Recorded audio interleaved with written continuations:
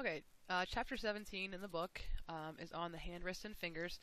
And this first part is about the anatomy. This is a very long PowerPoint. There is a lot of anatomy in the hand, wrist, and fingers. Actually, the majority of this test is going to be anatomy heavy, where the pathologies and the special tests and whatnot are not that difficult. It really comes down to knowing your anatomy. So starting off here, we've talked about the proximal radius and the proximal ulna, so the radius and ulna of by the elbow. In this case now we're going to be talking about the distal radius and the distal ulna. So this first slide here is about the radius. The radius, unlike it up in the elbow, in the proximal part, the ulna was really large and the radius had the smaller head. Down at the wrist joint, we have a large radius and the ulna is going to have the small head. So the radius is actually a lot larger at the distal end at the wrist. At the very point of the radius is called the styloid process. We do have articular facets, so if you look at the very bottom, which is the picture coming up, if we look at the bottom of the radius, there are kind of indentations or grooves where the two carpal bones are going to articulate. We also have an ulnar notch on the radius. So much like up here where we had the radial notch on the ulnar for the radial head, down here we have the ulnar notch on the radius for the head of the ulna. We also have Lister's tubercle. Lister's tubercle is a kind of a bump, a bony prominence on the dorsal side, so on the back side of the hand, back side of the wrist. It's basically just the bump that you can feel before you get to the carpal bones. And then again, we have the interosseous membrane. The interosseous membrane is there to help not only join the radius and ulna together, but also to help dissipate force when we have force applied at the wrist joint. So when you do fall on an outstretched hand, because there are no articulations of the carpal bones to the ulna, it's all going through the radius. So as the force travels through, we have to end up sharing some of the force of the ulna, and we do that by force traveling through the interosseous membrane. The distal ulna is pretty easy. It starts to get skinny and tiny. It does have this head. At the very end, there's a styloid process, just like on the radius, and then the whole entire bottom here is called the ulnar head. There are 8 carpal bones in the wrists, so we will have to know all these. This is where it starts to get a lot of new terms, because you do have to know all these. You have to know where they're at. So it's going to be a matter of just you going through, taking your time, and learning these. So the 8 carpal bones, I always start with the scaphoid. The scaphoid is also called the navicular. I don't call it the navicular because there is a navicular in the foot that actually goes by navicular, so to minimize confusion, the navicular I always say is in the foot, the scaphoid is actually in the wrist. It's one of the larger bones. The scaphoid is going to be really important because it's the most commonly fractured bone. It's responsible for preventing too much flexion or extension of the wrist. So when you do fall on an outstretched hand and you force yourself into extension, then you are putting a lot of pressure on the scaphoid, and it oftentimes is going to break. So of all the bones that are broken in the wrist, the scaphoid is the number one. It's also one of those bones that has terrible blood flow, so when you do actually fracture it, there's a really high chance of a non-union fracture where the two ends do not grow back together because there's not enough blood supply. So starting with the scaphoid, we move over to the lunate. The lunate is a smaller, rounder shape. When you actually look at it, there's a crescent moon shaped to accept the capitate. The scaphoid and the lunate together are the two bones that articulate with the radius. So here's your radius. We talked about the radial articulating surfaces. Well, here they are. The radius and the lunate, and the radius and the scaphoid. If you look over here at the ulna, there is no bone actually touching the ulna. So the ulna does not articulate at the wrist joint. It touches the radius, but it does not actually touch the wrist. So anyways, moving on. Scaphoid, lunate. The next one is triquetrum. And then over here we have the pisiform actually drawn in. The pisiform is unique in that it's not actually articulating with the other carpal bones.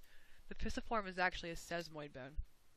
And it is a bone that's embedded in the tendon, and in this case, it's embedded in the flexor carpi ulnaris tendon. So down here where it says there's a sesamoid bone for the FCU, flexor carpi ulnaris, that is going to be where this pisiform is. So it's not actually in the group of carpal bones. It's sitting on top the triquetrum in the flexor carpi ulnaris tendon. Then we'll come back over here and we have the trapezium, the trapezoid, the capitate, and the hamate. The trapezium has a lot of, when you actually look at it, there's a lot of, it's very misshapen. There's a lot of projections, indentations. It is saddle shaped so that it can accept the first metacarpal. When we talk about the fingers, we always use first through fifth, and your thumb is called number 1. So your thumb is 1, your index finger is 2, your middle finger is 3, your ring finger is 4, and your pinky is 5. That is how they're named. So just get in the habit of saying that's the thumb is number 1. But it's saddle shaped to accept the head, so we're able to do more movements of that first metacarpal, carpal metacarpal joint. The trapezoid is the smallest of all the carpal bones, and it's kind of shoved in there. It's lined up with the second metacarpal. The capitate is the largest of all the carpal bones, and it's lined up with the third metacarpal. The hamate is very obvious when you look at it, in lab and in other pictures, because on the palmar side there is the hook of the hamate. So there is this very sharp projection sticking out of the hamate, which really tells you where it's at. The mnemonic that I've always used, and I think everybody uses it, is some lovers try positions that they can't handle. That is the way that we remember these. Starting with the scaphoid, your scaphoid is S, so that's going to be your sum. We're going sum. L is your lovers is lunate. Tri is your triquetrum. P is your pisiform. We're going to come back over to the thumb. Then we're going to go with trapezium, trapezoid, capitate, hamate.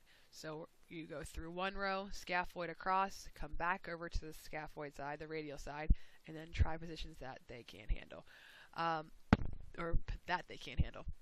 So that's a mnemonic that I use. Remember whatever you want, but that is very common. But again, it's just a matter of memorizing the position of these bones. Here's just a different picture.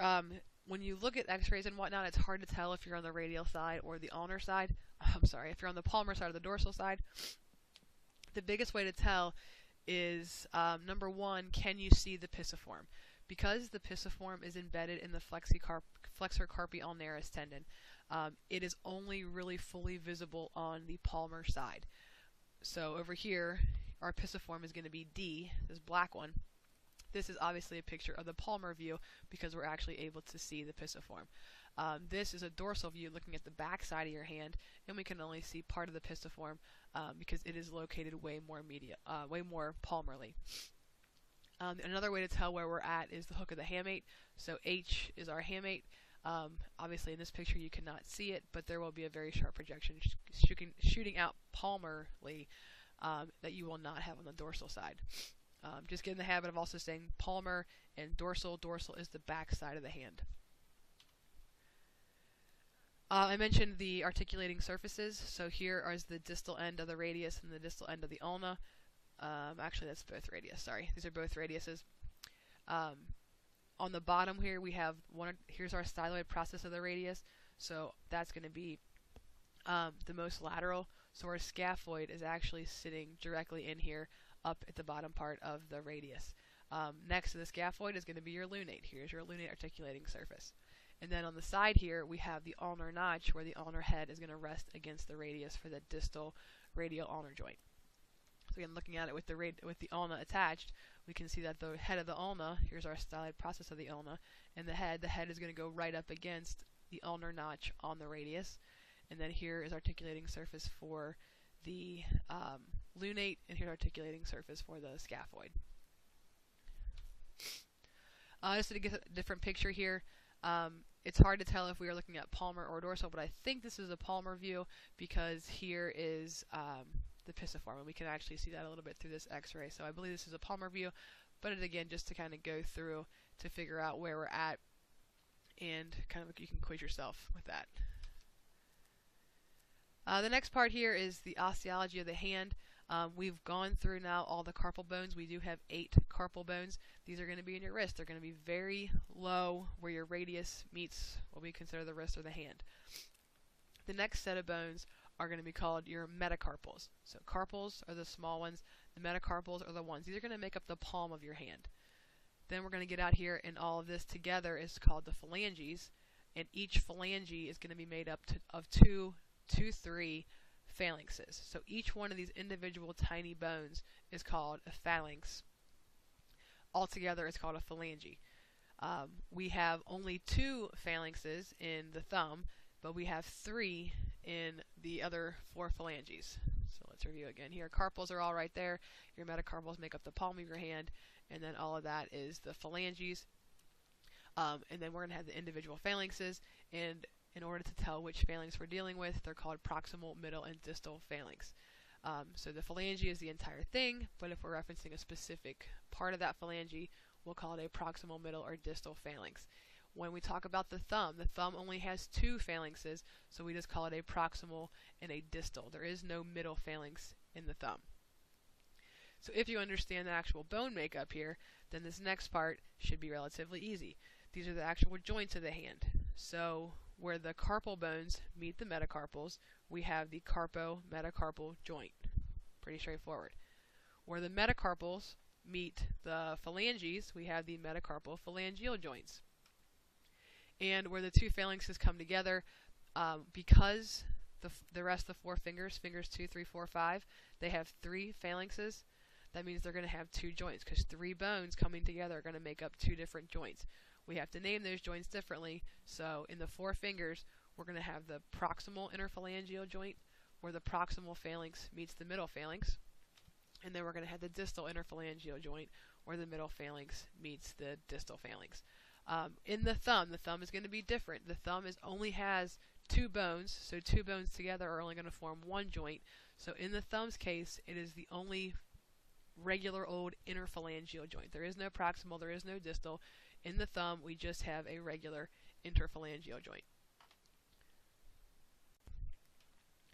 Okay, so when it comes to the movement at the wrist joint, we have our distal radial ulnar joint. So the distal radial ulnar joint is where the radius and the ulna come together at the wrist. Remember, we had our proximal radial ulnar joint, and at the proximal radial ulnar joint was the supination-pronation occurred, where the radial head pivoted as it was up against the ulna. So down at the bottom here, the same exact thing is happening. Supination and pronation still occurs at the radial ulnar joint at the wrist. So 1 degree of freedom, only supination and pronation. Then we have our radiocarpal joint, where the radius meets the carpal bones, specifically the scaphoid and the lunate. We have 2 degrees of freedom at the radiocarpal joint.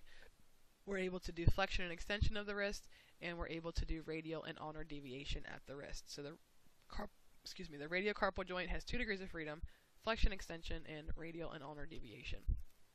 And if you're not familiar with this motion, here's our neutral position. Radial deviation is in the frontal plane, and it's moving your hand toward the radial side. Ulnar deviation is moving your hand toward the ulnar side. Looking at this overall range of motion, we have much less radial deviation than we do overall ulnar deviation. We have more range of motion to ulnar deviation than we do radial.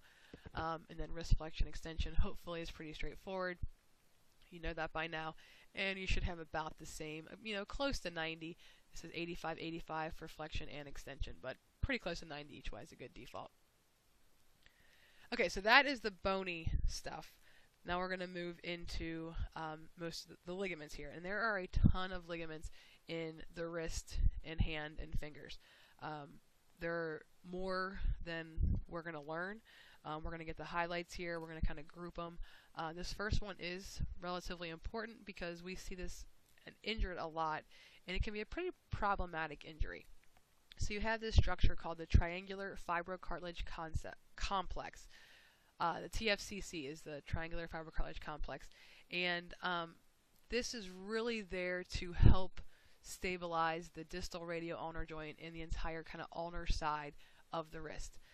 Because the ulna does not articulate closely with any of the, just articulate at all with any of the carpal bones, is far away, we need some extra support on this side. So what we have here is a dorsal and palmar radio-ulnar ligament. So we know that the radius and the ulna come together. Based on this picture, here is the pisiform, so we're looking at the palmar side right here. So this one outlined in red is the palmar radio-ulnar ligament. If we're able to turn this picture over, look at the dorsal side, we'll have a matching ligament on the other side, and that one's going to be our dorsal radio-ulnar ligament. We also have our ulno-lunate ligament. And again, if we look at this, here's our scaphoid over here. It's the first one on the radial side. the lunates next to it. So this one in green here would be considered our ulnar-lunate ligament because it runs from the ulna over to the lunate. Then we have our ulnar-triquetral ligament, which runs from the, again, scaphoid, lunate, triquetrum. So it's the yellow one. It runs from the ulna to the triquetrum. We also have an articulating disc, articular disc in this joint.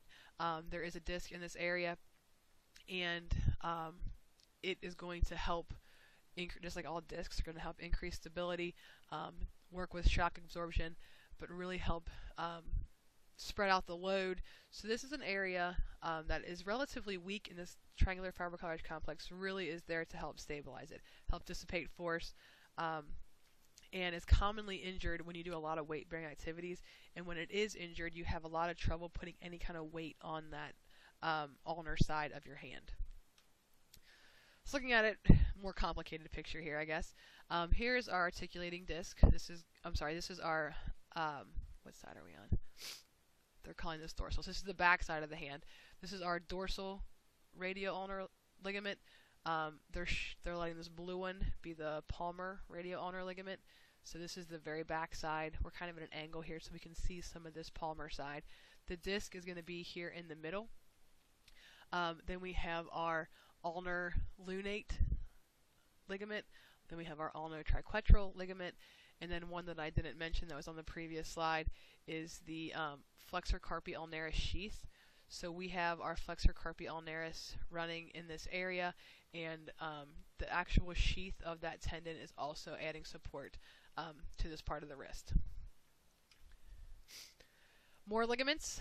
We have a radial collateral ligament. So like in the elbow, we have both radial collateral and ulnar collateral ligaments. These are going to be at the wrist though. It's going to run from the radiostyloid process over to the scaphoid and the trapezium. The trapezium is the one that articulates with the thumb. So it's going to be on the radial side, joining the radius to the carpal bones.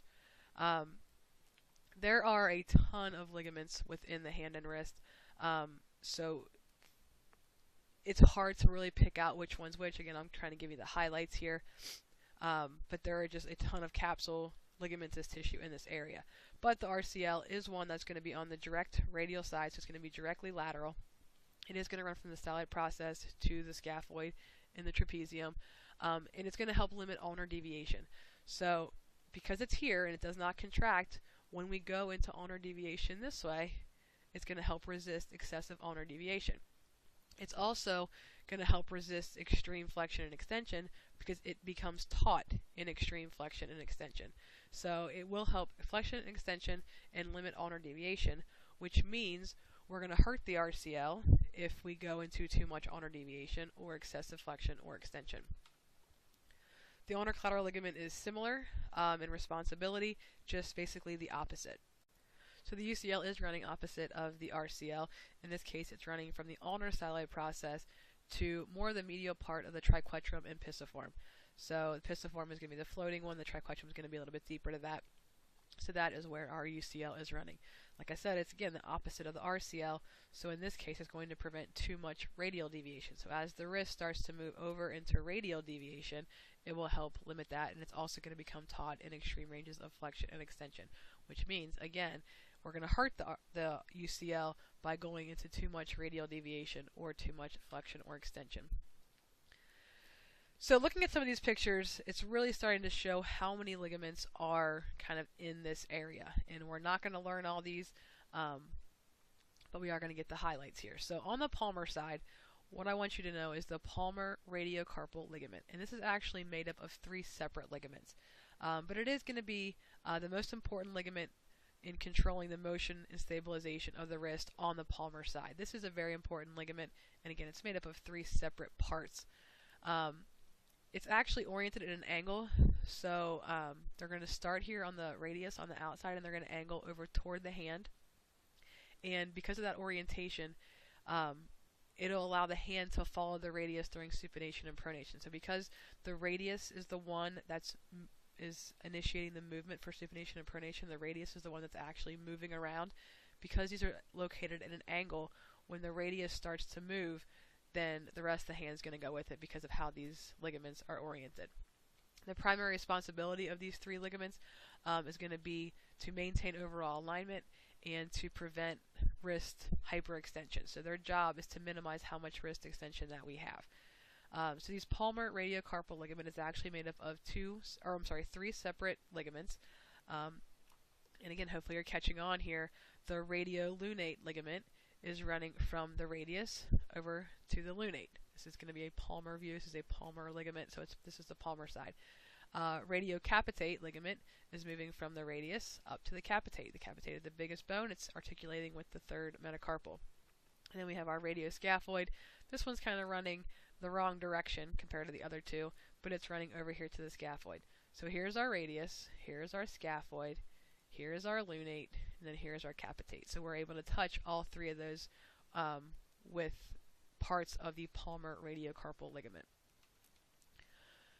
So because we have a palmar, we're going to end up having a dorsal. So here's our dorsal radiocarpal ligament. It is going to run from the radius to the carpals.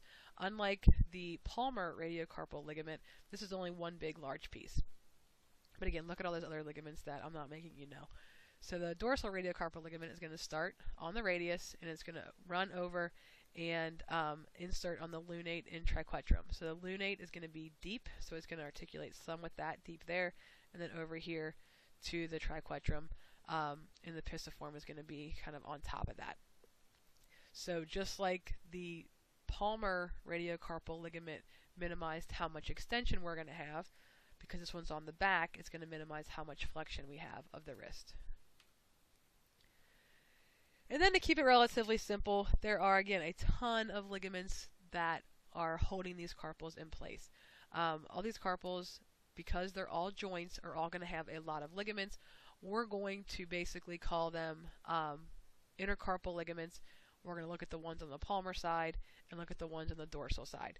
But really, there's just a ton of ligamentous tissue, collagen tissue, that's all in the area to help keep these bones all tightly bound together.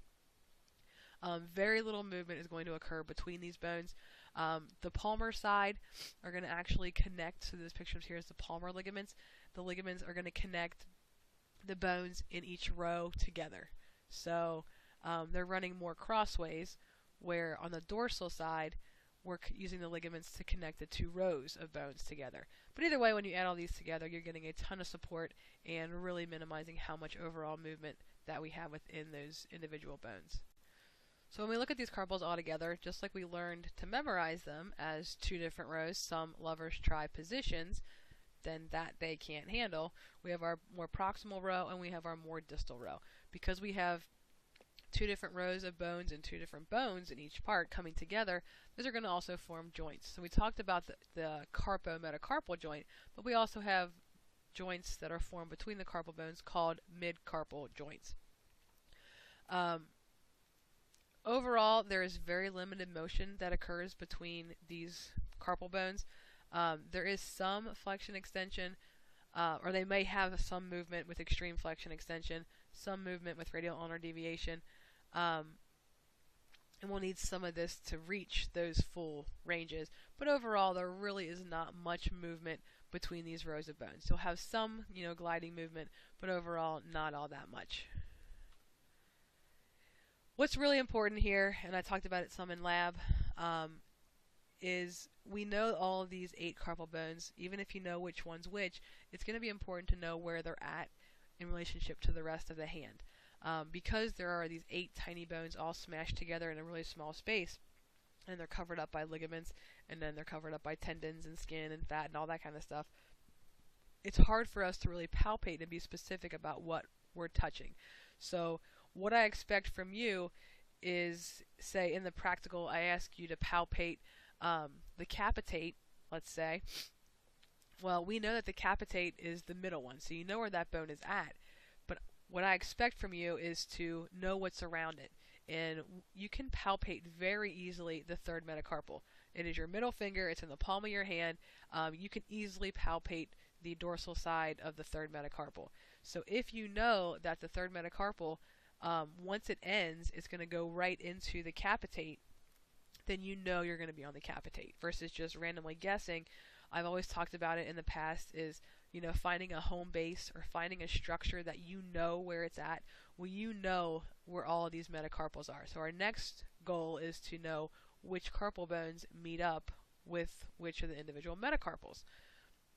So the first metacarpal is in line with the trapezium. The next structure behind that is the scaphoid. The second metacarpal is in line with the trapezoid. The third metacarpal is in line with the capitate, and the fourth and fifth metacarpal are both touching the hamate.